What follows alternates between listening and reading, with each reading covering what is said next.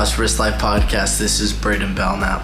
Thank you all so much for consistently continuing to show up each and every week. And if you're new, welcome, and thank you so much for showing up this week. Today, we're talking all about divorce and marriage. Divorce and marriage is all around us. Some we experience more, and some people have experienced less, whether that's of marriage or of divorce. With that in mind, I experienced both at such a young age. My parents were married up until I was through elementary school, and beginning of middle school, I had divorced parents. It's something that I've experienced, but it's something that I know many of you have experienced as well. Whether that's with your parents, whether that's with yourself, maybe a family member or friend, or you've just seen it, how much it's affected a family that you were associated with. So ultimately, we all experience marriage and divorce. We all have an opinion on it. And whatever your opinion is, or whatever my opinion is, doesn't make it right or wrong. What matters is that we come together as a community and we work to strive to create stronger relationships to lessen the divorce rate. Doesn't mean divorce is bad. We just want to lessen the chances of that happening. So this is really for you, whether you've experienced divorce or not, whether you've seen it happen or not. This is also for you if you're a person. At some point, you're going to get into a relationship with somebody. Whether you get married or not, that's up to you. And quite frankly, if you never even get in a relationship, this is still for you, simply because there's other relationships that this applies to. With that in mind, let's go ahead and dive in. I want to talk about, just for a moment, that I believe divorce is actually caused before we even get to marriage, and I'll tell you why.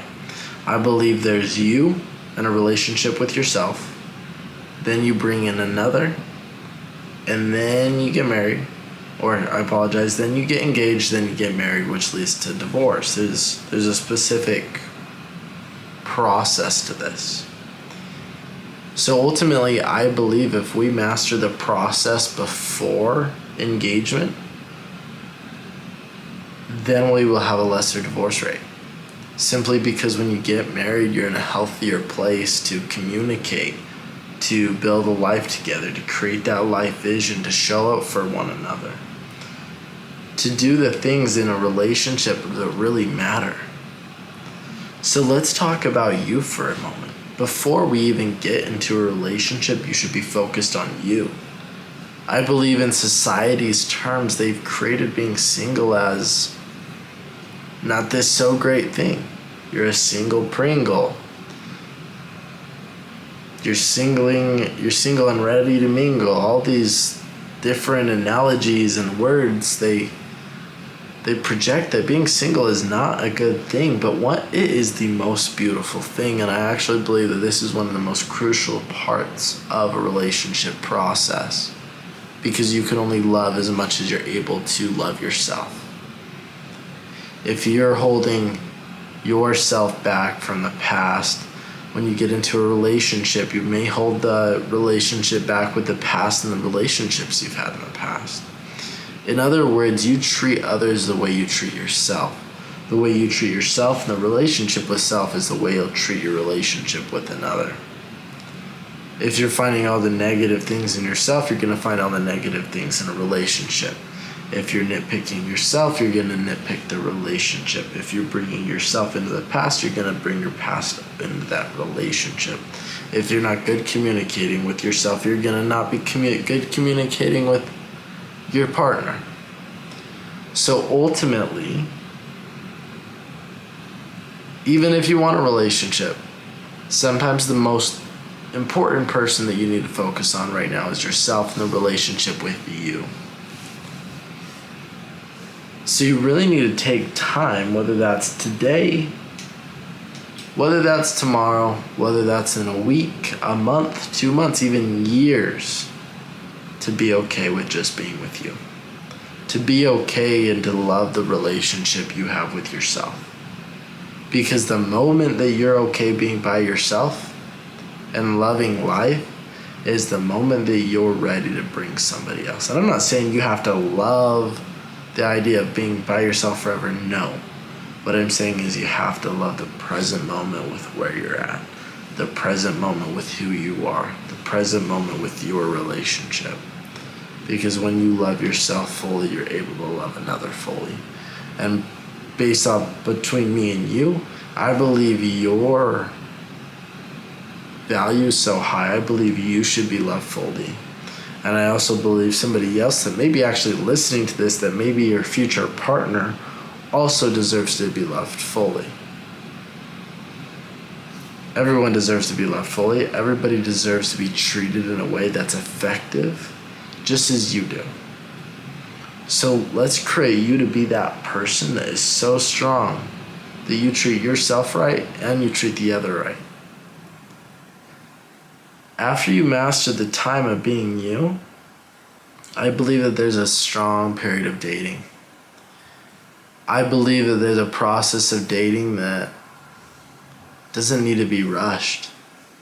This is a really fun, exciting time, and it's something to embrace fully. This is a time where you don't necessarily need to make things so complicated. Have some fun, go out on dates, get to know each other, ask yourself and them weird question like, what's your favorite color? What's the number one place you want to travel to in this world? Get to know each other. Ask them what their values are, whether they want to have a family or not. Really get to know them for them. I think the most important part is to understand that this is a time to ride. Just enjoy the ride. This is a time where you can put a time limit. I would suggest 3 months. I think it's short enough to where it doesn't feel like forever, and it's not long enough to where you feel like it's forever. Call it 3 months that you just give to you and them. You don't necessarily make it complicated. You're not bringing in other people's opinions, thoughts. You're building your guys' foundation. And at the end of the 3 months, you're able to evaluate and say, is this person guiding me to my purpose? Is this person allowing me to live a prosperous life? Is this person allowing me to be me? Is this person allowing me to achieve my goals? Is this person allowing me to make the impact I want to make, the impact in this world? And if there's no to any of those, sure, can you work on it? Yes, 110%. Although if a lot of those are no's, what it probably means is that person isn't for you. And it's at that point that when you reach that time limit, which I believe in 3 months, you're able to break it off kindly, nicely. That way you don't get into the engagement phase or the marriage phase of getting a divorce because this person doesn't feed your purpose or guide you to living a prosperous life in this world. After 3 months, I think it's important that you begin to commit stronger. That doesn't mean you have to go get engaged after 3 months. You just begin to bring them around your family. Get them to meet. Ask for people's opinions, what their thoughts are. Begin to create a more serious relationship around what you guys want for the future. That way you guys can really begin to build the in-depth relationship on a mental, spiritual, and physical basis. Now, as time goes on, my opinion is that marriage is one of the most important things in a relationship. Through my goals, being with Maeghan, being married, we got together at the age of 16, dated throughout high school, got engaged quickly, and then married at 18 and 19. It was a quick process, although this is the one relationship I'm most blessed for, because her support and our roles that we play has pushed me forward in life. So yes, at some point it is crucial that you guys get into engagement. And that's where you guys begin to lay the foundation. Begin to set and establish your finances together. Begin to establish life insurances. Begin to establish your beliefs and your rules for the household. Begin to create the systems in your lives together. That way, when you get into your marriage, you move in together, it's not a huge change. You guys have already developed the rules in your relationship along these areas that are extremely important, and you've put in place these important aspects to where it's not black and white. Engagement is a transitionary period for you guys in your relationship.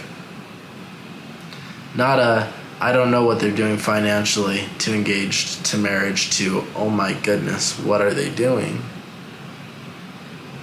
Well, it's just as much as your fault because you didn't take the time to develop those rules. You gotta establish the rules for going out. Is it okay for your partner to go out to bars, clubs, restaurants? How about hanging out with friends? How often? Family? Work? What are your guys' rules? What's okay with you guys? Establish those together. Don't set expectations upon each other. Build those rules out now. That way, again, when you get to marriage, it's not black and white. Now, when you get to marriage is one of the most beautiful things. You get to build each other more an in-depth relationship, spiritually, mentally, and physically. You get to start being more physical with each other on a sexual basis, which builds a huge, huge connection. Now, that's not everything. There's a lot of things to offer other than just your body, although that is the most vulnerable you'll ever be with somebody. And it is extremely important for your success. Now, you get to begin to have more in-depth conversations. You're going to be having more things come your way in life that are so good and some maybe not so great. Although the not so great things may just be just as beneficial to your relationship because you get to grow as a couple. So that love is going to begin to grow stronger and stronger as time goes on. It's important to recognize where you guys are going, where you guys are at together. Begin on a daily basis talking, having conversations, building the spiritual, the mental, and the physical aspects of your relationship. If you're talking 30 minutes to an hour minimum a day, your relationship will begin to be on track and you guys will be on the same page consistently. That way, as things come up, you start to have kids, you start to build your career, businesses, investments. Things are consistently talked about. That way you don't have a lot to talk about all at one time. Now, that was really brief for the foundations of building a relationship with yourself and another. Although, I had to highlight that because it ultimately brings into my opinion on marriage and divorce. If you do that aspect right, not to say your marriage is going to be perfect and you're going to grow old and happy together, although it definitely increases your chances. I believe marriage is a promise, and sometimes promises are okay to be broken. That's if you're saving somebody's life. That's if you're creating it to where somebody doesn't get hurt. That's if other people are getting hurt by maintaining a promise. But what is never okay is creating a promise without trying, or breaking a promise without trying. It is my firm belief that trying is the foundation to anything. And if you try, generally you'll get success. Again, that doesn't say that if you try, you're always going to get 100% success, but that is my firm belief. And it starts day to day. So if you're in a place with a relationship where you're contemplating, should I stay with them? Should I divorce them? I say take it back to the beginning. Or are you doing at the very beginning that you aren't doing now? Where you guys holding hands, opening doors for each other, where you guys going out to eat, dating, communicating, having sex, going out with friends, reading a book together. What was it that you were doing in the beginning that you're not doing now? Begin to do that. Now, I'm not saying that you have to go from 1 to 100.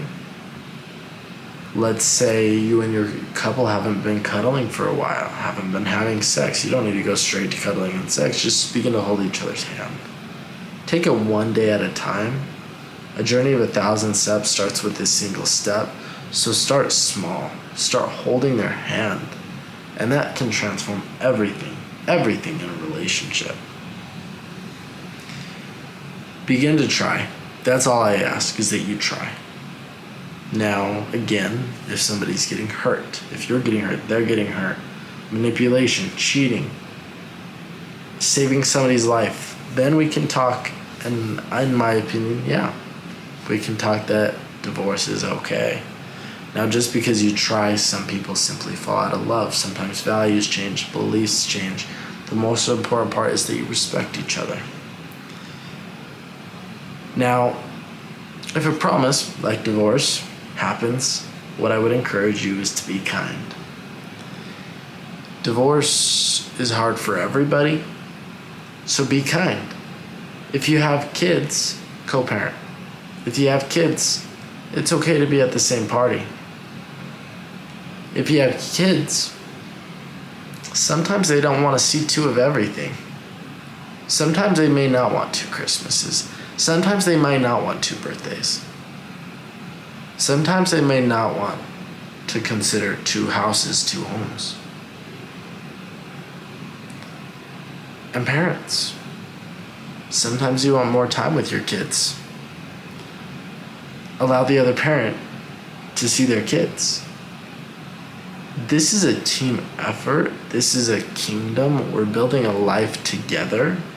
And parents out there, you will forever be a part of the other person's life. Be kind. Now, in the beginning, break it off with kindness. Do it with love, compassion. You were with them for a very long time or a short time. Either way, you have a kid with them. Be respectful. Kindness is the key to all. Kindness is the key to having successful relationships with your kids and the parents. So ultimately, in my belief, divorce is okay.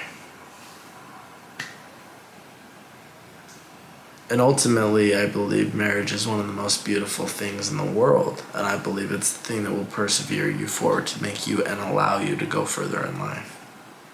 I believe marriage is something that everybody deserves to have. Now, again, divorce isn't easy for everyone or anyone. So be kind, be grateful for what you did have, and keep moving forward. Divorce is okay ultimately. All I ask is that you try, and then you keep trying. And at some point, if somebody's hurting you, you're hurting the other, cheating, manipulation, somebody's talking about hurting themselves or others, divorce is definitely okay. So keep trying, start small.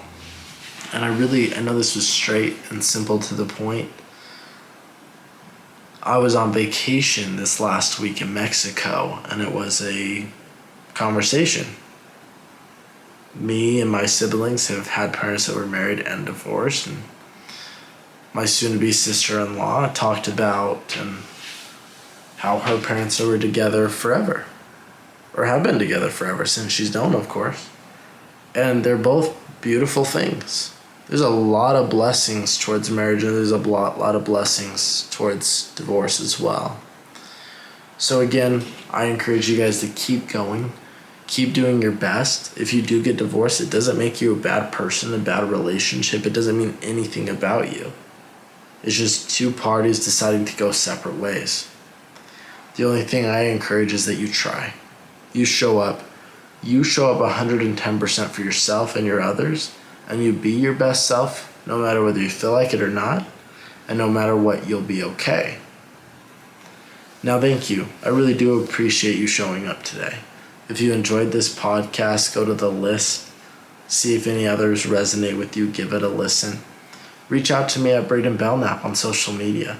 I'd love to talk, have a conversation, and if you're going through a hard time in your relationships, if you're not really sure where to get started, please reach out. I'd love to have a conversation with you, see how I can support.